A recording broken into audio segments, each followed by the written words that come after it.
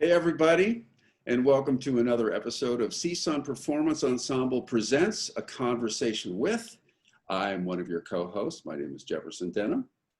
And I'm the other co-host. My name is Fernando Martinez. And today our guest is Sur Sanford. And yeah, clapping. I'm super excited because we have, I think, probably the most seasoned member of PE, all of PE history.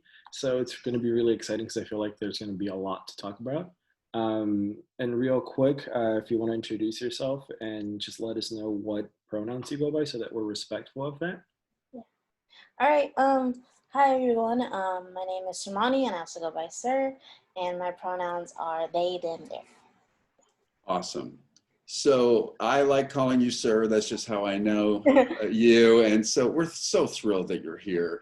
So Sir, because we're theatrical and we've done these, I don't know if you've seen any of the other episodes, but yeah. So we'd like to break up our conversation into three parts: Act 1, Act 2, and Act 3. Right? And so Act 1 is going to be birth. Okay.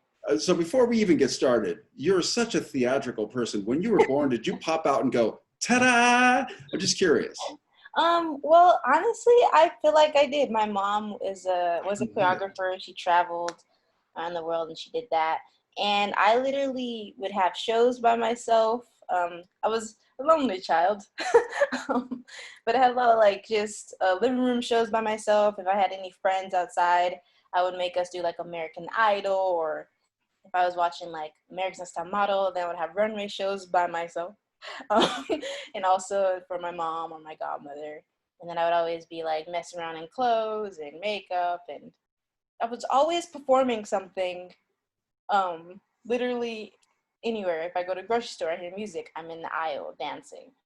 Oh my gosh. I was one of those kids that just running around, just always thinking they're in some magical land. So yeah.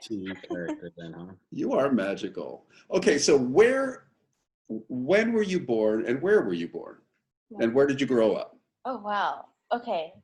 Questions. I was born September 18, 1995. I was born in the Valley.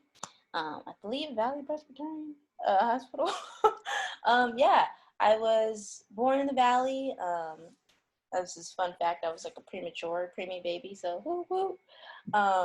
Okay. And yeah.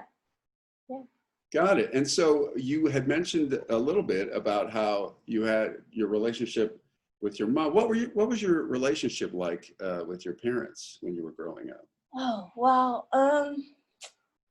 it's really interesting because sometimes, you get older and then you know about your childhood, but you don't really know about it until you just have random memories. But it was I was only child for about the first 11 years of my life. So through elementary school and preschool and all that, I was pretty much at school. My mom worked a lot, so I would be home a lot, and I would just go home after school, and my mom would be there, or sometimes I would have to be there by myself. So it was a lot really trying to figure out how to make my day eventful as a kid. And my relationship with my mom was interesting because she was working all the time. So I was constantly entertaining myself or going outside to play with friends or neighbors. However, my mom in my elementary school, she was the coach, the after-school coach. And everyone knew me as Coach Lisa's daughter. So in elementary school, everyone knew that. And my mom was also the dance coach. So I was always on the dance team because my mom was a dance coach. So that's kind of our biggest connection was through dance, I would say. Other than that, again, I was pretty doing my own thing. I was always just kind of in my room, making something up, or trying to go hang out with friends if I could. It doesn't sound too sad, but no, it sounds real. I was trying to make my little life work for being an only child for so long. And also my mom just trying to make do being a single mother, trying to figure out how to get through life and also feed me. So, right. Yeah. Did you feel like you had said your mom was a choreographer and it danced, and you were a natural, obviously. You know what I mean? So did you just think, well, this is what you do? Of course. Yeah, in a sense. In a sense, I just knew that my mom danced, and I just knew that that was the main way that I could communicate how I was feeling. I feel like I did a lot of dance and just theatrical stuff on my own, just to communicate just some type of eventfulness in my life at that time, when I was younger. So it was interesting because I felt like that was the most interesting thing in my life at that young age. Knowing my mom was a dancer, and then sometimes I would see her dance, sometimes I wouldn't. And that was kind of like the thing to do. Yeah. And the Did you kind of feel, like, so, okay, if you found that it was a great sort of expression of who you were, would you say that movement and dance is how you processed your life? I mean, it seems like, and we're going to get to this when we get to performance ensemble, but like you said, in a grocery store, you would hear music and just start moving, and yeah. all the world is a stage kind of thing, and here Yeah. I am. So would you say then that, I actually have two questions here. One is it accurate to say that movement is how you process life in general? And secondly, did you think, well, everybody must be able to do this? Because I'm just going to confess, and I know you, well, I see you move, and I'm thinking, I can't do that. But did you think, oh, everybody can do this? So there's two questions. What do you think about that? So yes, as I grew older, I realized movement was definitely how I processed. As I got older, I was a very silent child. I didn't talk much. I didn't speak up for myself as much, but I communicated through kind of putting myself in other places. I would go to another room. I would walk around certain folks. I would, I think even like nonverbal communication, I realized I would either close off, but I've thought people could hear me through that. Sometimes I feel like, I would think someone could see that I'm uncomfortable by the way I'm unstanding, or by the way I'm kind of over here to this side. But people can't hear me. People can't read my mind. So that was really hard for me because I felt like I should have been seen, but I wasn't. So when I'm dancing, I feel like even though I'm not talking, I'm speaking very loud. But it's also kind of a bittersweet thing because interpretation, right?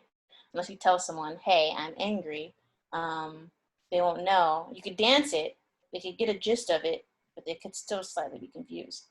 So definitely movement is how I process, and still how I process. And I'm still working on how to get the movement to be articulated through my throat and out of my mouth. Right. Do you feel like you are more able to articulate how you feel with words, or is it only through movement? I feel like after middle school, when I started getting better in just school and education and stuff, I was able to articulate. When I moved with my godmother, she was a big advocate on education because I wasn't into school at all. I thought like D's, C's were good grades. I legitimately thought that. I was like happy because I didn't really like think of school as anything. I don't know, elementary school was kind of just like a weird, or, but yeah, it's getting off track now. What was the question? So I'm going, and so am I, by the way, because everything you're saying is sparking new thoughts in me. You just said that you moved in with your godmother. Yes. And so that helped you become more in tune with, say, your academic side. Yeah. So is it fair to say then that before that, academics was not a priority and you really were kind of just making it up as you went? When did you move in with your godmother? So elementary, middle school, elementary, I was in the Valley. And then middle school, I moved out to South Central LA. So most of my elementary preschool life was in the Valley with a bunch of kids that didn't look like me. I was the only Black kid in school. I had locks when I was that little. My godmother gave me locks when I was a baby, and I grew up with those. And I got made fun of it for having locks. And then again, I was just roaming the earth like as a little kid, roaming around. And then I had a lot go on in elementary school. I got sick in elementary school. Um, and then I kind of don't really remember elementary school other than like I had after school was the funnest time. It was like the most fun time.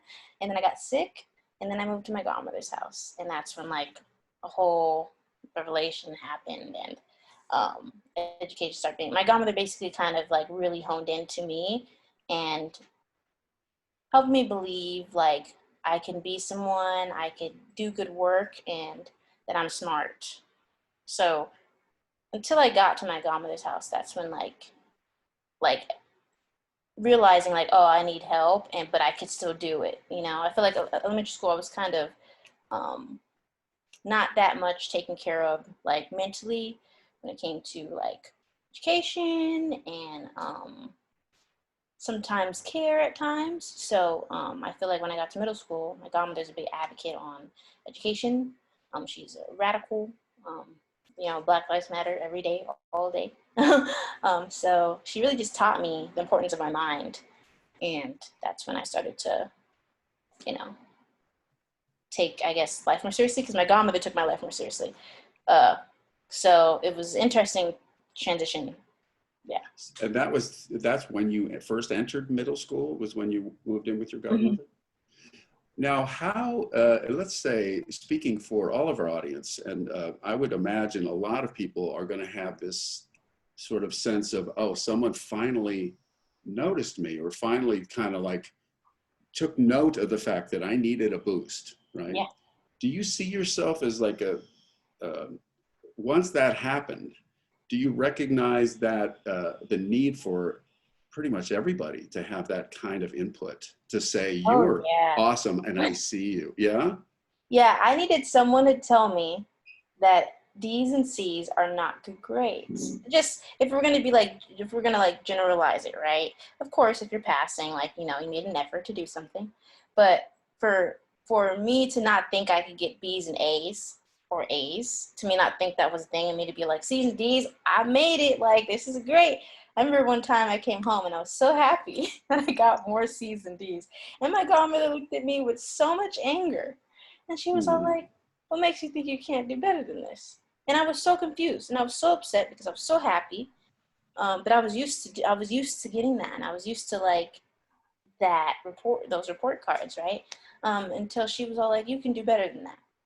And her really saying that and saying I can be that student with A's and B's, it was like a spark, and it was like she was not even joking. She was like, in all seriousness, you can do that. And for some reason, I don't know what, for her just telling me that, and I was like, okay, you said I could do that, I'm gonna do it. So, and she never lies to me. And she literally is the realest person I know in this world. She'll tell me like it is. And she also, even as being older at the time, she would tell me her regrets and what she wished she would have done in school. And I listened. I don't know, I really listened. I listened to everything my godmother says. And I just feel like she never lied to me. So I feel like if I listened, I would do better, and I did. So it just kind of kept going on that track of her just saying, you can do this. You have to believe in yourself. And when I did it and it actually worked, I was like, whoa, you just say you can do it and then you just kind of do it. So she opened up a whole new room for you to say, oh, I can aspire to something greater. Go ahead, Fernando. Yeah, no, I was just going to ask because I'm curious, because I feel like that was a major moment in terms of transitions for you, right? So if you've been in South Central LA, you've been in the Valley, there's just two completely different worlds. Oh, yeah. Yeah, just completely different. And then you also went on to live with your godmother. But I was wondering, because you said that at the time that you also just sort of spoke through movement, right? And how your godmother was pretty on you about sort of changing the way that you look at education and bettering yourself in that regard. But how was she supportive of you when it came to your creativity, I guess? So my godmother herself is a whole reggae artist, and she does music and all that stuff. So she loves all that. I would run around doing musicals and again modeling. It would be a show every other night, me just walking in there, showing her my creations I made, if it was through makeup or singing or dancing. And growing up, I used to go to a lot of her shows. And would there be festivals, and I was that kid in the festival just running around, flailing around. They always knew where I was at, but I was a traveling child. Like, so yeah, she supported that very strongly, actually. She kind of balanced the two. But it was hard for me to grasp that education part because the creative was so strong, and that's what was my coping mechanism, I feel, as a kid. That the education, it was like, it was like, it's like I hear what she was saying, but at times it would be hard when I would get like stuck. And I couldn't go to my just creative side to just, express through there. I kind of had to sit there and do the homework. I had to sit there and try to understand this part of the material so that I could hopefully pass the test. So it was hard because I had to, and sometimes I like to be more subjective sometimes than objective. And but I think because that's how I process everything through, is just through my feelings, through versus objectivity and kind of like database stuff and metric stuff. So she had a strong balance in that, and I think it was really helpful. And on that part of moving from the Valley to South Central, 8th grade, I gave a speech, and because I was like the most improved in the school. And the beautiful thing about moving from Valley to South Central was that I went to this small little middle school, all Black students, all Black and Latinx students. And the principal was Black, the administration was Black, everyone was Black. And I was shook for a long time because I was like, why does everyone look like me? That was my biggest question I had for at least a year or two. And then all my friends been talking to me and like, you're a Valley girl. They would say, you're a Valley girl. You talk like that. You talk like that. Da, da, da. And I was so confused because I'm all like, why is everyone that looks like me telling me that? And then why does everyone look like me? So it was interesting because I was a culture shock, I feel. I wasn't used to having so many kids around me, and then also administration, the principals looking like me as well, and being so stern and, kind of tough love about education. So I'm so thankful I moved through the circumstances I had to move. But yeah, I couldn't, it's just, and I look back at my yearbook and, not a lot of children, kids, and young adults are able to experience that type of schooling, No kidding. And you, like you said, you went through a shock. You moved. Don't they say that that's one of the most stressful things, just to move or to get a new job or whatever? So you moved, and then it was a completely different culture. And your godmother is saying, your brain, you got to use it. So now everything is coming at you at once, but you rose to the challenge, which is exciting. And you know what, one thing that you said that I really want to kind of circle back on is that, and let me ask you about it. I think most people who are creative think, well, I'm just not smart. I'm here's the two sections of the brain, and I'm cool with the creative side. I'm not going to engage the other side. And your godmother said, oh no, look at me. I'm a reggae artist. And I'm telling you, you can be creative and smart. Is that accurate to say it that way? Oh yeah, it was. I think she already just knew I was creative. She was really on the fact of you have a mind and you're very smart. And she didn't want the world to take me down with it. She's very strong on the world around you and society around you it's tough. It's not easy. She's very strong, very honest about that. It's not easy. And if you want to go around like this and some other kids in our neighborhood, if you want to do that, you can. She's like, but I won't support that. She's very honest with me. She's like, I won't support that. She made sure I specifically went into a charter school versus, we had Crenshaw High School. Literally, I look out my window, I see Crenshaw High School, right? But she specifically put me in the school right next to Crenshaw High School, which is a small little charter school, because of this charter school specifically only had A's, B's, and C's, and then F's. They didn't have D's. So they specifically made you look at education a little bit more strict. And they were a college-based charter school. They have a lot of those kind of in South Central LA, a lot of charter schools. And I think it's because they just want to enforce that. I don't know if Fernando, if you could kind of riff off with me on this one, but they have a lot of charter schools, and I think they kind of want to make sure that we, as a community and the youth, go to college. They literally have charter schools that are based on college readiness. That was the middle school I went to. And middle school and high school I went to, they were both connected. They have a lot of middle school, high school transitional schools. So sometimes it's like public schools versus charter schools. It's really interesting. And I don't know where I'm going, but yeah. I think you're doing great. Planted me in schools that would help me, and she specifically taught me certain things so that I could get on a certain route. But she always said, if you decide to go otherwise,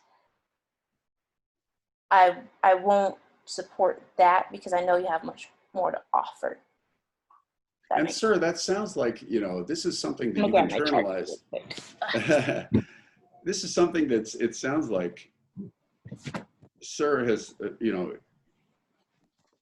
incorporated in her whole mind and life. And that's because not only your godmother was saying you can aspire to more, but she put you in environments where they said, I want you to inspire to more. And so this expectation of going for your fullest potential, like you said, everything was geared towards college, because keep expanding your mind, keep growing yourself, because that you can do it. Challenge yourself and you can achieve these things. And it seems like for you to get this great inspirational vibe from the environment around you, this encouragement of education did not diminish the creative side, did it? No, it did all, because I just grew up, like, my godmother's household was so creative. There's colors everywhere, there's music everywhere, there's different type of people. However, I did get into a mode of focusing on education, because that was kind of, for somehow, me proving to myself something. It was like proving that, oh wow, I actually did it. And then I hooked on to that for a while. I didn't really dive back into dancing. Dancing kind of left once I started to get into high school. And middle school was like, I'm just learning how to learn again. So I don't even remember that. That's powerful. So if you're, just quickly, I'm sorry to interrupt you. If you're just joining us, this program is CSUN Performance Ensemble presents A Conversation With, and our special guest is Sur. So, Sur, let's segue into Act 2, since we understand the profound effect that middle school, it's funny, because middle school for many people, and for me, I don't know about Fernando, but it was horrible. I hated it. And here you had this transitional time where it was actually really good. Maybe it was hard, but it was a really good thing for you. So let's get into high school, shall we? Yeah. Did you had just mentioned that in high school, you maybe got reacquainted with dance. How weird was that? Was that an odd thing? Like, I used to do that, now do I dare try it again? Or how was that? How did you get back into dance? It was very odd for me, because it took me into my senior year to do it. The first 3 years I was in ASB. I was doing a lot of spirit activities. I was in charge of assemblies and stuff like that. So I was doing that type of stuff. Not until senior year, after watching the dance team for all those years, but always being nervous to do it, I went to the auditions for a friend, and I sat in the chair on the side, and I was marking the routine in my head, and the dance teacher saw me, and they were like, why are you marking it in the chair? Why don't you just get up and do it? So I did it, and then I joined the team senior year, but it took me that long time because I stopped kind of that creativity, actively doing it in high school, because I think high school is the time when you're trying to hang out with my friends, and if you're into school, you're just into school. I think because that was me really speaking on how I felt. I think dance was me really showing just my very vulnerable self. And I feel like I hid that away. I think in elementary school, it was just a lot for me. It was very emotional for me. And I was kind of scared to speak on that or just express that, I feel. I feel like the only people that understood that was like either my godmother, and that was it. So either I could express it with my godmother, or if my friends, I just told them like, oh yeah, I watch dance videos all the time and I go to conventions, but that's that. So I don't know. I think senior year something just sparked in me, and thankfully that dance coach saw me, and it came out of me, it just like poured out of me.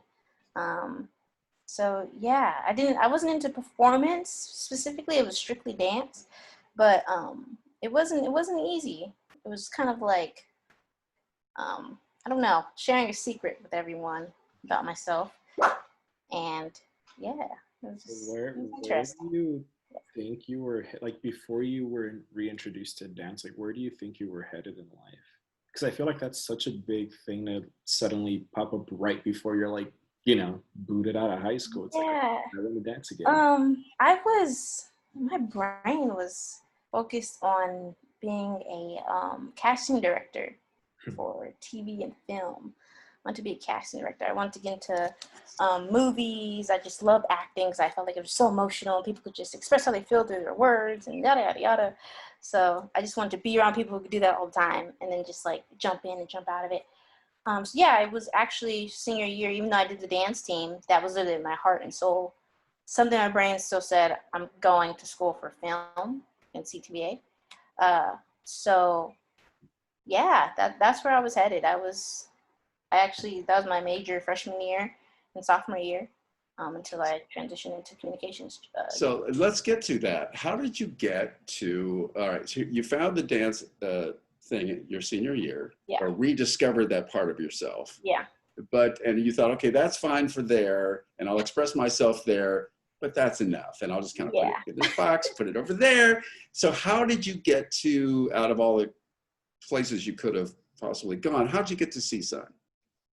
Um, I was supposed to go to Mount St. Mary's next to USC. I was actually really hooked on that school, not because their film program, but I don't know, something about that school. I went on a tour, I went to the advisement, yeah, I was hooked, but it was too much money. It was too much. I got accepted to Sacramento, I got accepted to, I think Dominguez, and then thing is, CSUN was like last on my choice of schools. I wasn't even thinking about going to CSUN because everyone I knew from high school and middle school went to CSUN. That was a thing. For some reason, it was just like, oh, it's right there. We're going to go right there. Other than if people with like the really good grades, they went to UCLA and USC. That was like automatic. So, Okay. yeah, it was wild. It was kind of like the balance of all like, which school can I afford and still has a great film program? CSUN. So I chose CSUN. All right. And so you came in as a film major, is that what you said? Did. So that's not a small thing, I think, coming into that program. And so where did you said about a year or so in, you started to have second thoughts about that as a major. How did you transition from that to communications? Oh, wow. Well, so I went into first year was strictly a film, and I was something in there. I was like, I didn't like the film business. I didn't like the film business. I didn't like how it worked. And I started getting frustrated with casting because I realized they only casted certain ways. And when you bring in different bodies into the equation, some could be prioritized and others oppressed. So it was very frustrating for me. But also I just didn't like how the film business ran. And also I was still kind of a little disconnected. I felt like this was creative, but I'm still like, I didn't want to be the actor, right? So I'm still in the outside lens of just kind of like being supported for the creative people. And then the year after that, I met a very close friend of mine, and I got into music. And then I became their manager, their personal manager. So I had a friend at CSUN who I was like, okay, that's kind of like casting. I was like, I hear his music, and I was like, whoa, what the heck, dude? I would love to just help you with this. So then I was like, I'm going to be a music manager. I'm about to be like talent scout. So I was like talent scout, music manager, and my friend. And then we started going to just little venues and going to open mics, doing all that stuff. So sophomore year, I was basically out all the time with our young selves, just trying to like get this dude's independent music out to the world. So I was over here like, I'm a manager. I'm a personal manager. That's what I do. And that was like legit for like all sophomore year and kind of like into junior year, because I was like, talent scout, that realm, it's kind of out of, I fell out of CTVA, but I was like, communications. I always heard about it, but I was like, what does communications really do? I didn't really know. But then I was like, oh wow, HR, tours, and stuff like that, even like the theory, rhetoric. I was like, that's interesting. I felt like I kind of could balance that. So yeah, I went into music management and did pretty well with that. And that was really interesting when you're just so determined for something and, just trying to do like a little independent music track. And then my friend moved. So then I had to figure out, okay, what do I like to do? So junior year was like still doing music stuff as much as I could, but junior year was like, okay, what do I like to do for myself? Like, what am I doing? And then I had to figure out myself again. I was like, I'm helping so many people. I always like is that person.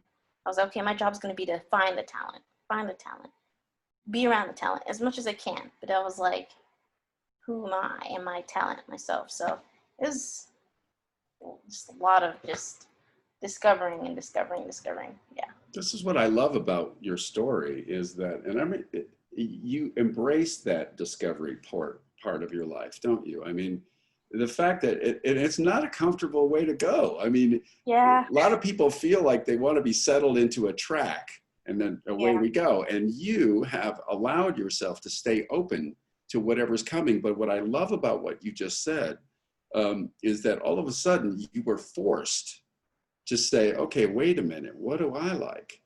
In a way, you were living for so many other people and denying who you were. Is that fair to say? That is completely fair to say. I could definitely say that. And it wasn't, I still love to do that. It's not like, it was just like, I wasn't balancing that out. I got so into a track of like, I'm going to go to school and I'm going to do this because the sacrifice for me to get here. And my godmother's like, you're going to be someone and you're going to come back and you're going to help us. And I'm like, yeah, I got you. I'm going to come back and help you. So I was like, my brain was, if I go to college, I better figure out something not only I love to do, but I could take something back home with. So I was very determined to be like, okay, if I can't do this, scrap it. If I don't want to do this, scrap it. And I forgot to mention, I was a CTVA major and a theater minor and Africana studies minor as well. So I had a little theater in there, but then I tossed that aside once I started to like change majors. I changed majors like 3 times. No, but yeah, junior year is where I had like a breakthrough and I was forced to look at myself, so. And this led you to communications, right? This is how you got to communications? I loved not only communicating with folks, but just arts, performance, but also I felt like there's a technicality to that. And I felt like communication studies was the best combination of that. I was like, I could still do film. There's dance in there. There's music in there. There's just, there's dope activists that kind of I could study and kind of learn from. So I was like, how can I combine all the things I like to do? Because I couldn't pick one thing. And I was like, communications. I could just mash it all together. Right, it gives you the most wide variety to choose from. And yeah, you can put it all in one pot. All right, so here you are at Northridge. So let's segue into Act 3. And so you're still at Northridge. And how did you become aware of Performance Ensemble? I always saw that little poster with the bodies. There's this poster in the hallway with a human word of love, like their bodies are just forming the letters. And I always walked past it, even freshman year. And I was like, that looks so cool, but I'm gonna keep walking. So until I actually went to the communication studies department, picked up literally all the little information and read through it. I took a whole night to read through everything. I was like, what are these classes about? Because I'm here and I have to leave here with something I like and some skill. I have to know what I'm doing. I've been 2 years just going around, right? So I picked it up, and then I found Performance Ensemble, and I just clicked on it, and I was like, all right, they're doing stuff for their bodies. That looks really performative and really cool. In my brain, I would love to do that, but I don't know how physically I'm going to be able to do that because I wasn't tapped into that part of myself yet. But I just was like, let's go. I already changed my whole major, and I'm a junior. Oh my gosh. So might as well do what I want to do for myself. And so that's how you found it. When you first went, your first day, what did you think of it? It wasn't that long ago, but it was like, I feel like it was a long time ago. It was forever ago. what did I think of it? I was like, wow, I'm really going to have to be myself in this class. And that was the main thing I thought. I was like, I feel like until, I don't know if Fernando noticed, until like the end of like the semester with PE, my first semester there, I feel like I really opened up. I feel like we would rehearse, but I wouldn't really fully do my piece. So that whole time I was like, wow, this is me. This class is who I am. Now I have to figure out how to let that out inch by inch until we get to the end of this performance, which I'm going to have to do in front of everybody. Yeah. Was first of all, for reference, that poster that Sir was talking about is this poster that's been in those hallways for like 5, 6, 7 years now, and they haven't been updated for some reason. But also, what was the first semester that you joined? Probably was the director, right? Yeah. It was the second. Is it like when we performed in the hallway?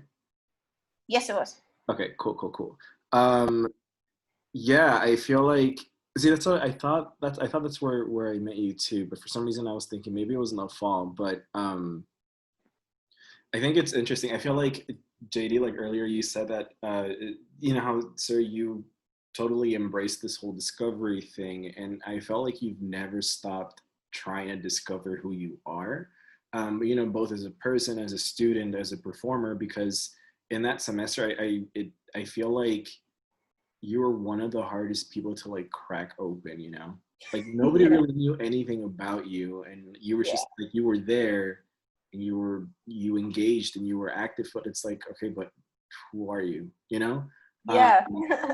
And so I guess I was thinking of when people think of performance, we think of it as being this thing that has a script, that has lines, that has it's just like the typical thing that you think of when you think of acting, but you didn't do any of that, right? Like there's no words in your performance, it's all movement. So how did you, especially that first semester when you're trying to figure things out, how did you navigate this space, this like performance space where it's all words, and here you are just like moving around the entire time? I honestly, I couldn't tell you exactly. I just knew that what I knew best was kind of expressing myself through my body. So I feel like as much as I didn't really express myself verbally, I would kind of crack open inch by inch by just moving. But I knew that it was also kind of, it was hard for me because I knew my purpose was like supposed to be there. However, it was like I had to break through so many years of like suppressing it. Then I had to break through, okay, people are gonna really see me, like really, really see me. And that was tough to do. I don't really know how I kind of broke through that. I know I just kept moving until I just moved all the way full out. And then my words then started to come out more, I feel. I don't know, Fernando, you could kind of, if you noticed any of that. Because I generally feel like until our final performance, I went full out and I did it with 100%. I feel like still no one knew exactly what I was going to do until I did it. Did you know exactly what you were going to do until you did it? I did, but I was like, can I really do this? And I'm that type of person. I'm all like, I'm just gonna jump and see if, and just fake it till I make it. And I was like, I'm gonna fake it till I make it. I'm gonna do what I envision to do and what I dream to do, and hopefully it runs over well. Wow, this is beautiful. And for I'm not sure if PE did this 100% for you, if you were already on this trajectory beforehand, but do you feel like you have, through this process of learning and being open and now finding yourself where you're at? And we're going to get to the fact that you are jumping yet again now into grad school. Yes. But do you feel like you have kind of discovered your true identity? Yeah, I'll say that. I'll definitely say that because I feel like it's been in two phases so far. My first identity was, again, like God was saying, I could actually do the work. That was like my mind could be more than it is, and I could be that student I see, and I'm like, why can't I do that? So that was my first identity of like I could be smart in education. And then my second phase of what you're talking about now, my true identity was like I could speak and I could say how I feel, not only through my body, but eventually my words. So I feel like my true self was coming back out. My childlike self was coming back out in PE. And at heart, I'm a performer. I love everything dramatic. I love music. I love sound. I love colors. I love poses. Like I'm that type of person. So I felt like two parts of my identity got like switched on at different times. But it was suppressed by so many other things. So yeah, I feel like PE really brought out like, okay, Sermani, not only Sermani the brain, but Sermani the creative was able to come back out for all that I am again. And that was really cool. And tell me if you think this is right. And I'm sorry, Fernando, to cut you off, but Ben, so you're feeling like the brain side and the performance side are now both out at the same time. Yeah, most definitely. Because now I can't help but intermingle the two all the time. I can't help but to be like, they are the same thing, everyone. So, but it was hard I swear it was hard to crack that open and then make it flow the way I feel like it's flowing right now. And I'm understanding that going into grad school. As of right now, I'm understanding that. So I feel like everything's starting to make sense now in my life. But I feel like not only am I'm able to do the work, but I could be myself at the same time while doing the work. So, yeah. Fernando, you were going to say something and I cut you off. Sorry. No, it's cool. I was sort of gonna like piggyback off of what you both were talking about. In terms of finding your identity, just like finding out who you are, right? And so I guess like you got to this point where you started to realize, okay, well, this is who I am. I'm this like creative, sort of like spontaneous, chaotic person, but I'm also this intelligent person, and it's not two separate things. It's just that's who you are. And so now I don't know. It kind of seemed like you had the room to finally tell your story. Yeah. You know, after all these years, but like, how do you tell a story when what you do is all movement based? You know, like this is like a more technical question, but I think it's interesting for people to know, right? Because like you come into performance, you don't always have to speak. You can do other things too. Yeah. So how do you tell your story? I think, and that's such a good question. I love that question. I think the thing is, it's how I am learning to tell my story, because I'm still learning how to tell my story now. And I think it's like kind of like, how am I starting to tell my story? And it was the only way I knew how was through my body, right? So I think without words, it was literally wanting people to hear me I feel like through the most natural way possible, and kind of making people tune in more to nonverbal communication. I think it's very important, and I think in today's society we lack that attention to detail. You know, when someone's uncomfortable, I think they show something very more physical first, then do their words, because their words starts to filter everything out and be like, should I say this or should I say no, or so I feel like physically we speak more honestly, and then our word, due to how we were taught, then programs us to answer a certain way. So I felt like first I only could do it my dog. I feel like first I could only do it the way I knew how, but then I'm realizing as time goes on, that when I could put my words to it, I could reach a different group as well. So I'm learning that now. But I think it was the only way to do it without words is like it has to be sound, music to convey a feeling of whatever word that might be reaching, like really stemming in my head. I have to create images with my body that then visually can show someone an emotion. And I think the energy in the room is the overall tone of the piece could just kind of express that emotion and that feeling.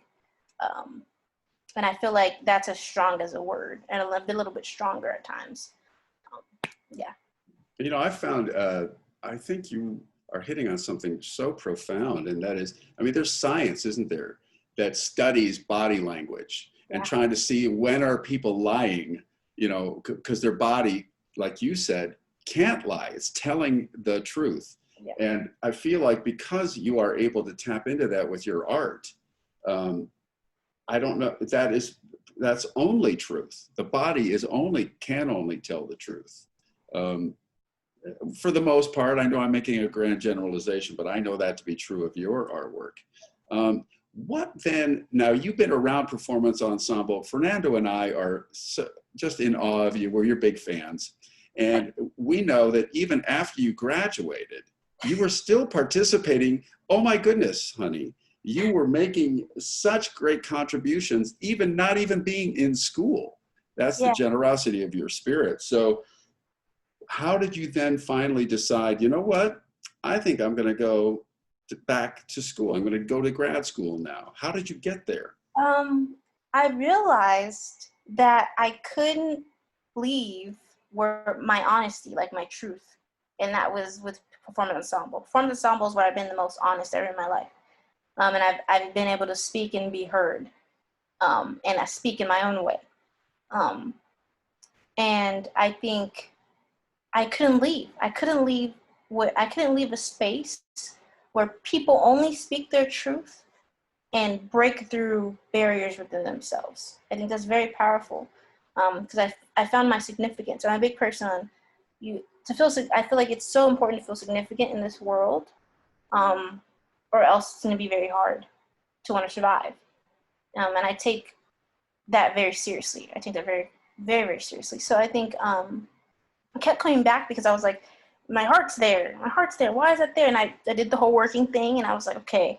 I tried to go back into the music thing. I was like, okay, something's not working. I was like, where's my heart at? My heart is where people could break through, express, and speak their truths in moments where they thought they never could, in hopes to be able to go heal other things that they feel like they want to do with people they actually need to do it with versus strangers. So I think, I think that year, me coming back was me just figuring out, is this what I want to do?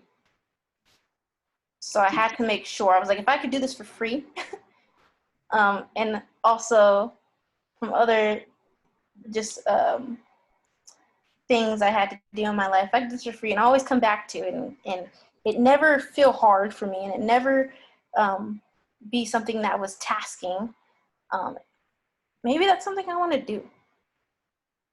Maybe that's something I want to help others people do. See, that you were speaking of significance, and that's one thing that I think is profound too, is that you're coming back well, not only going back to school, but throughout the time I've known you, and Fernando's known you longer in performance ensemble space. It's not just about you. You give significance to others. You're very generous with participating in what's your idea? How do I make that shine? Mm-hmm. And the fact that you are, I remember you said earlier, when people were saying you're going to come back to the community and you're going to, be a kind of a proactive part of that and making other lives better. I see you doing that in performance ensemble. And so I'm not surprised people see you doing it in other ways, but that certainly is so cool how you make get others to feel something that maybe they couldn't get to before. So what would you say to somebody who's watching this, who is just curious about performance ensemble? They've heard about it. Friends have told them, hey, you got to watch this video. Sur's great. The two hosts are idiots, but Sur is awesome. So, okay, so someone's watching this, let's say, and they're curious about performance ensemble. What would you say to someone who's like maybe nervous? I don't know. Mm-hmm.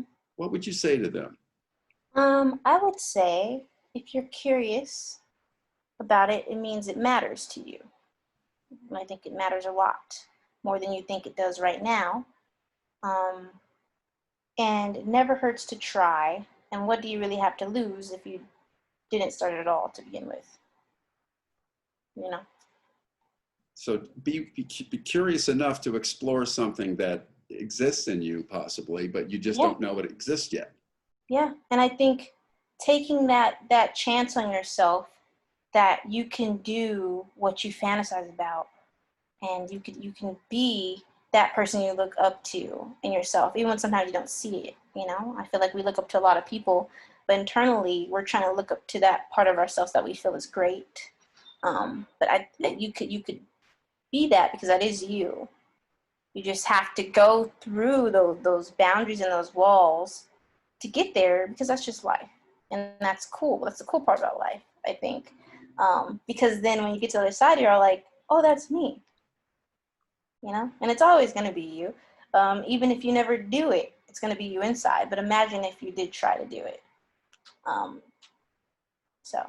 That's beautiful. Yeah. So I wanted to ask you, and every once in a while we throw these out. So as we're wrapping things up, what might be what's something that you just happened to you that you just think, recently or whenever, either a joke or something that you saw that was funny, maybe a quote that you really like that you find inspirational, and maybe you had mentioned earlier, you're into music, and I see you creating movement with music. What's a piece of music that just really resonates with you? Okay, so one of those things. No, all three. Oh, all three. So tell me something funny. Okay, what's something funny? What's a funny story or a joke? Okay, so I have a joke that always made me laugh in the middle school or high school. I'm not sure. It's really corny, really dry. I like dry humor. But okay, here it is. Y'all have to participate in this too. Oh. Okay, so why didn't the skeleton go to the dance? Why? Hey, Fernando. Why didn't the skeleton go to the dance? I don't know. Why? Because they had nobody to go with. It's really good. I love it. When I first heard that joke, I didn't get it for the longest. Like I got frustrated, and then when my friend told me, I busted out laughing for the longest. And I always use that on people because they're like, I love it. Okay. That's Now I got a new joke to tell people too. Thank you for that. All right. So is there a quote or anything that you just really find inspiring? Something that you kind of go, wow, that says it. I actually have 3 quotes. Oh, please. Could I say 3? I want all 3. Absolutely. Okay. Is that all right with you, Fernando? Absolutely. Okay, so the first one is one in like early high school I got, which is by Mother Teresa. Really random. They had this project I had to do, and I found a quote. It says, "We are selves, so that what we are doing is just a drop in the ocean. But if that drop were not there, I think the ocean would be less by that missing drop." That was the first one.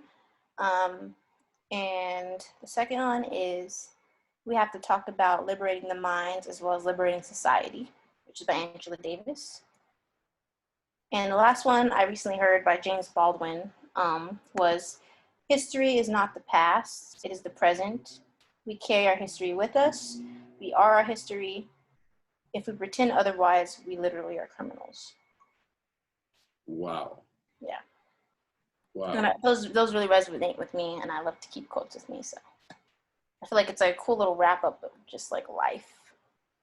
No kidding. And so, well, thank you for those. Now, what about a piece of music? Because I think we're all hardwired to respond to music in some way. But I'm very curious to know. And it could be more than one piece. But what's a piece of music that it makes you go, wow?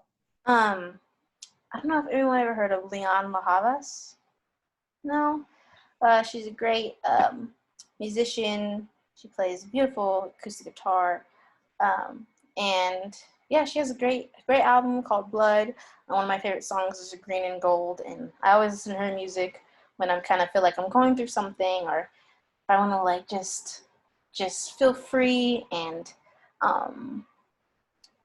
feel like, I'm going to overcome this moment and I'm just going to be myself. Yeah, she just has that vibe, and that just like makes me feel like, okay, I'm gonna be all right.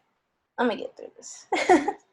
Yeah. Well, I don't know about you, Fernando, but I hear that and I can just immediately, my imagination, I picture Sir moving with headphones on or whatever. And this song, I picture Sir with the song because it says green, and anybody that knows Sir knows that Sir is the color green. That's it. Like that's their existence. Right? Yeah. So I gotta say, as we're first of all, thank you so much for being a part of this, because it's just anybody's stories are fascinating, and yours is fascinating, and so thank you for sharing it. And I just know for me, and I'm sure Fernando's got something to say too. We like to kind of turn the tables every once in a while and just say what you mean to us. And I just got to tell you that when I first got to Performance Ensemble, I had been an actor for years, and I was coming back to it with a little bit of trepidation. I'm not going to lie. And I thought, I don't know, do I still want to do this? Is this still in me to do? And your spirit is so inviting, encouraging, supportive. I just felt like, I don't know who you are, but I want to be around this person. And so the way you would move, now I'm not a dancer. You have it in your bones, you're the skeleton and the body. You've got it all, honey. And so I'm so in awe of that. But hearkening back to a question I was alluding to earlier, you never made me or anyone that I saw feel bad that we couldn't move as good as you, as well as you. You know how we would do those exercises? Yeah. And if you're thinking of trying PE, you're going to move. Yes. You're just going to move, and you better show up. And especially if Sir's there, you're going to move. But you've never made me feel stupid because I couldn't move as well as I wished. And so I just am grateful for that. And let's get back to that word significance. You are significant because you're making a significant contribution to anyone who's privileged to be around you. Thank you. So there's my 2 cents. I'm sure Fernando's got more to say. Yeah, no, I think what I was going to say was that I think that you definitely are a pretty inspiring person, like not just performer, but person, right? Because you do things that I think a lot of us are scared to do. Like it's one thing to be afraid about or afraid of going on stage. It's another to go on stage and do things with your body, or explore things that you haven't been comfortable with or have done with before. And I think you bring that out of everybody. Like you bring comfort, even though we know that we can't do any of the things that you're able to do, but it brings comfort. And so like, that's something that I've always admired about you, because it's just like, it takes a special kind of person, I think, a special kind of creativity to do that without having to say anything, and still say so much with those movements, right? And so I think I admire that. So Yes.